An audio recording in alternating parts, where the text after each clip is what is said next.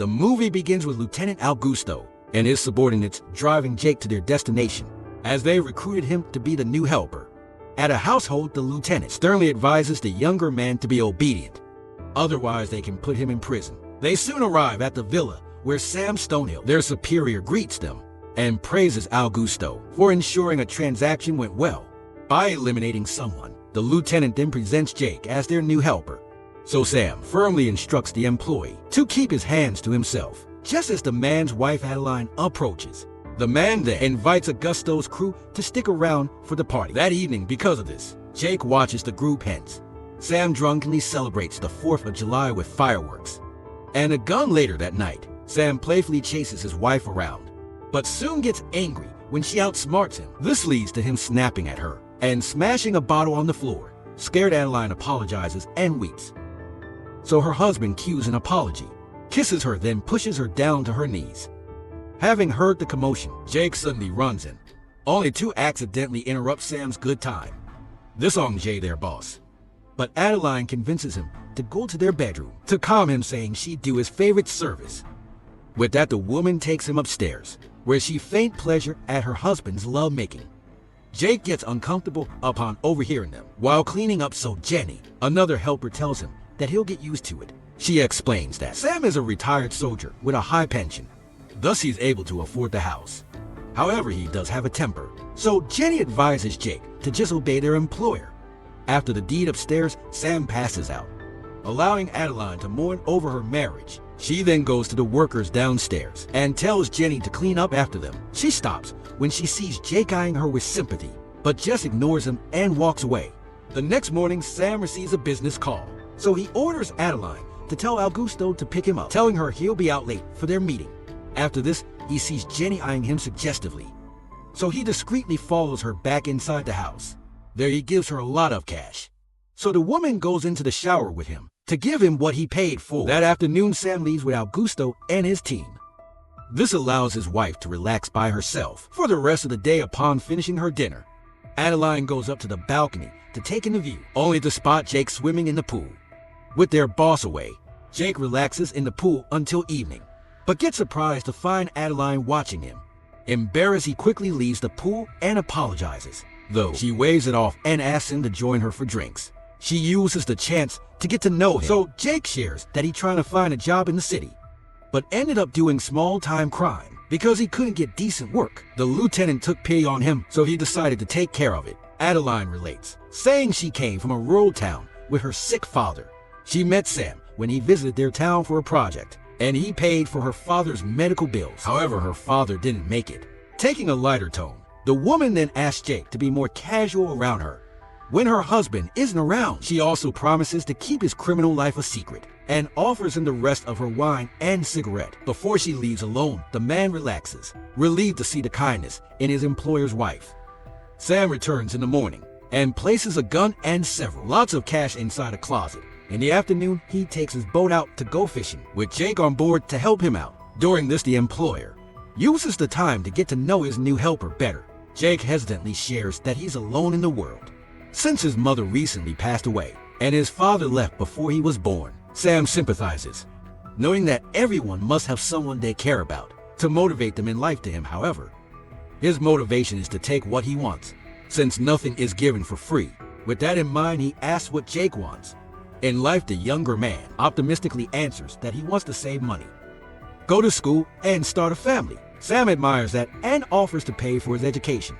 If he does his job well, this brightens Jake's face, so he promises he'll do well. To his surprise, Sam then demands him to provide some illicit services. Part of his job, Jake freezes, mortified at his request. Fortunately, Sam bursts out laughing, saying it was a joke. After the fishing, Sam and Adeline hang out by the pool.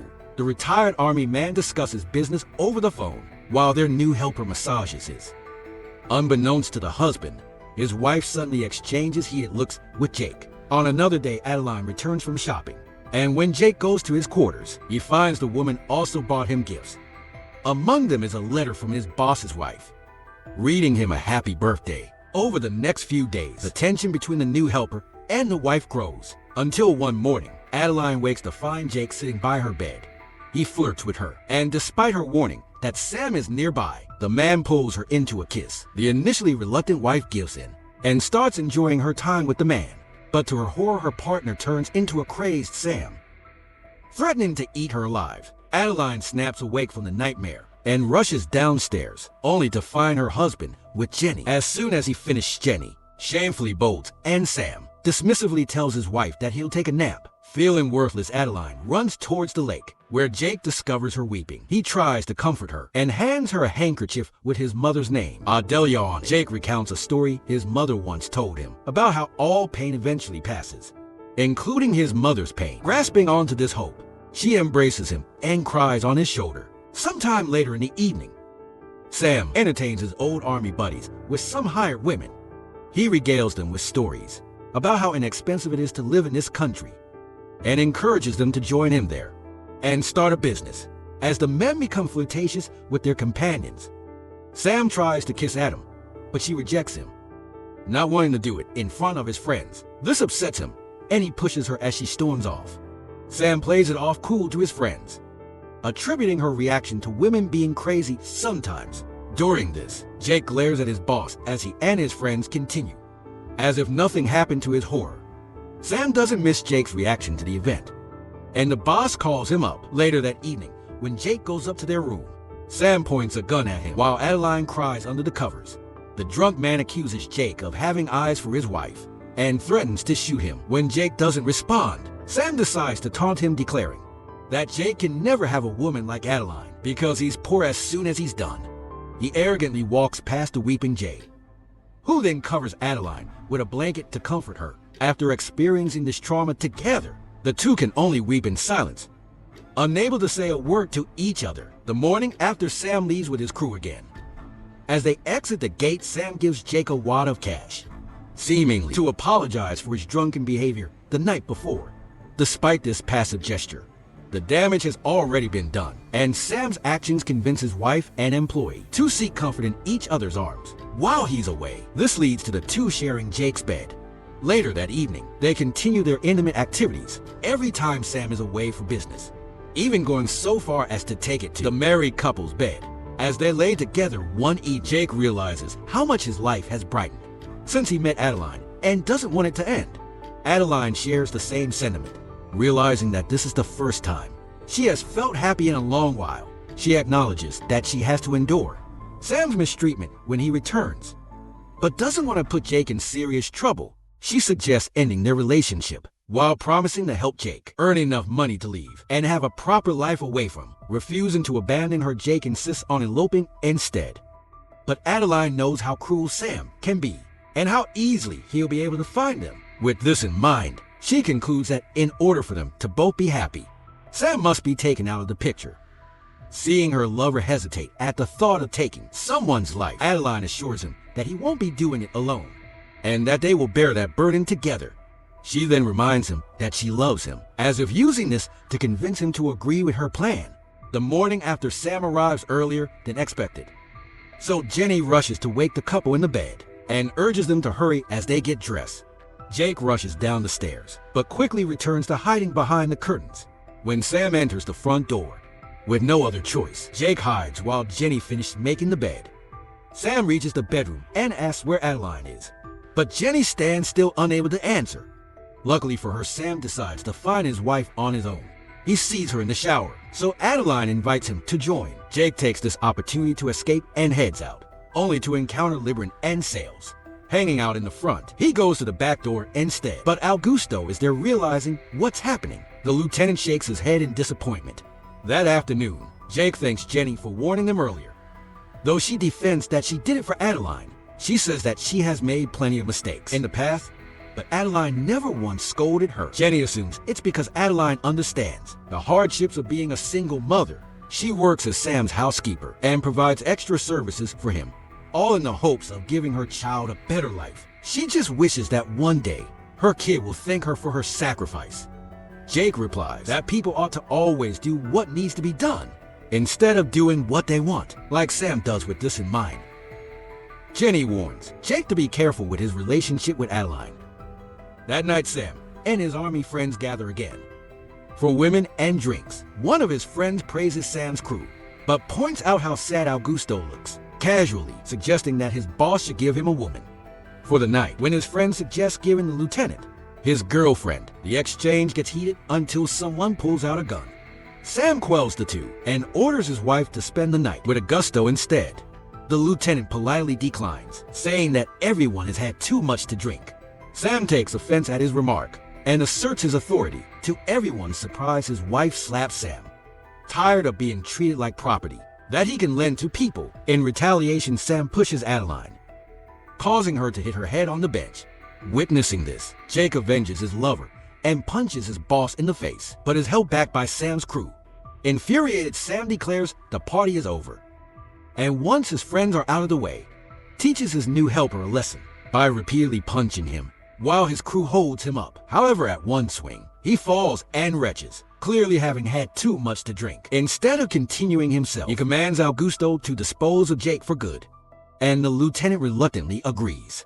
The crew takes Jake to a remote location and prepares to dig his grave. Jake pleads for his life, but Augusto pushes him to the ground and beats him with gun.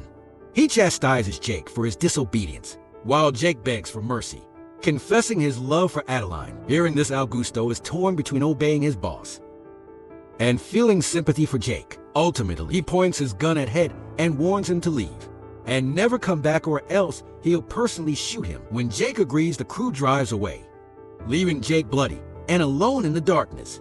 The next morning, Adeline lies listlessly on the bed.